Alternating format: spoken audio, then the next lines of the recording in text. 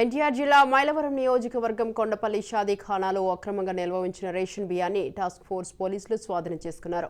ఇంటింటికి పంపిణీ చేసే ఎన్డీయూ వాహనం ద్వారా రేషన్ తరలిస్తుండగా పక్కా సమాచారంతో అధికారులు అక్రమ రేషన్ బియ్యాన్ని పట్టుకున్నారు. ఎవరికి ఎటువంటి అనుమానం రాకుండా రాత్రి సమయంలో తరలిస్తున్నట్లు స్థానికులు తెలిపారు.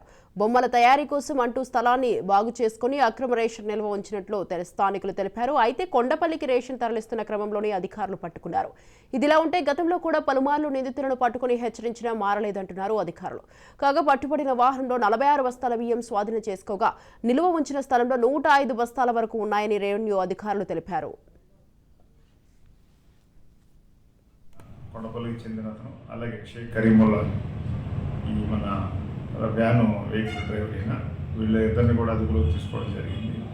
అలాగే వాళ్ళ పొజిషన్లో ఉన్నటువంటి సుమారు 136 బ్యాగ్స్, ఒక్కొక్క బ్యాగు 50 కేజీలు, మొత్తం 6,800 కేజీలు రైసు, పీడిఎస్ రైసు సీజ్ చేయడం జరిగింది.